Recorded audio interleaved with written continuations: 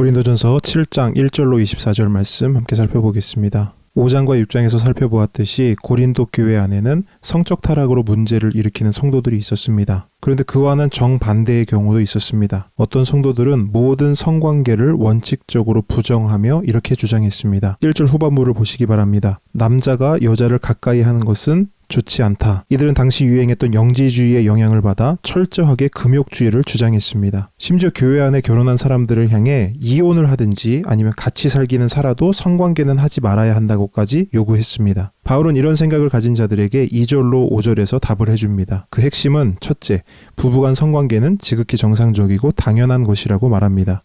둘째, 부부간 성관계를 통해 다른 음행들을 막을 수 있다고 말합니다. 셋째, 성관계는 부부에게만 허락된 것이기에 서로가 배려와 섬김 가운데 행하라고 말합니다. 때로는 기도와 경건 생활을 위해서 잠시 절제할 수도 있지만 그조차도 서로 합의하에 해야 하고 오랫동안은 안 된다고 말합니다. 왜냐하면 그로 인해서 다른 음행을 범할 수 있기 때문입니다. 7절부터 바울은 결혼과 독신의 문제를 다룹니다. 바울은 할 수 있으면 모든 사람이 자기처럼 되기를 원했습니다. 결혼에 얽매이지 않고 오직 복음 사역을 위해 살라는 것입니다. 하지만 모든 사람의 부르심이 똑같지 않기에 독신의 은사가 있는 사람은 그 모습으로 하나님을 섬기고 결혼한 사람은 그 상황과 환경 가운데서 하나님을 섬기라고 말합니다. 이런 관점에서 미혼자와 과부들에게도 혼자 지낼 수 있으면 그냥 혼자 지내라고 말합니다. 다만 정욕을 절제할 수 없다면 결혼하는 것이 좋다고 권면합니다. 물론 정욕을 해소하기 위해서 결혼을 하라는 것은 아닙니다. 하지만 결혼하지 않고 음행을 저지르는 것보다는 결혼을 하는 것이 더 좋다는 것입니다. 10절부터 바울은 이혼의 문제를 다룹니다. 바울은 결혼한 자들에게 이혼하지 말라고 말합니다. 그러나 어쩔 수 없이 이혼을 한 경우에는 그대로 독신으로 살든지 그게 어렵다면 다시 남편 또는 아내와 화합하는 것 중에서만 선택하라고 말합니다. 12절부터 바울은 또 다른 상황에서 이혼의 문제를 다루고 있습니다. 이번에는 믿지 않는 남편이나 아내의 경우입니다. 바울은 믿지 않는 배우자가 이혼을 원하지 않으면 이혼하지 말고 계속 살라고 말합니다. 그로 인해 배우자가 예수를 믿을 수도 있고 자녀들 또한 그렇게 될 수 있기 때문입니다. 하지만 믿지 않는 배우자가 이혼을 원하면 이혼을 해도 된다고 말합니다. 그럼에도 불구하고 되도록이면 이혼을 하지 말라고 권면합니다. 왜냐하면 16절의 말씀처럼 하나님께서 믿는 남편과 아내를 통해 믿지 않는 배우자를 구원하기 원하시기 때문입니다.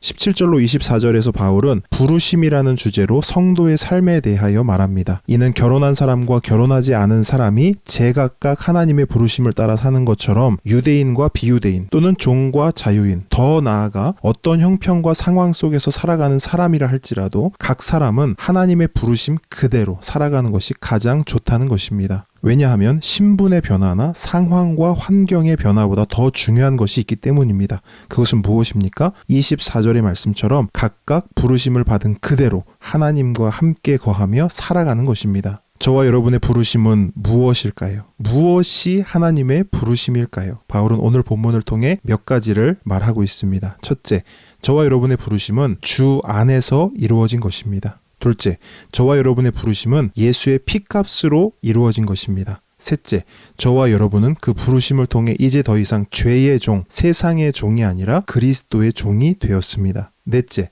저와 여러분은 그 부르심을 통해 하나님과 함께 살아가는 자들이 되었습니다.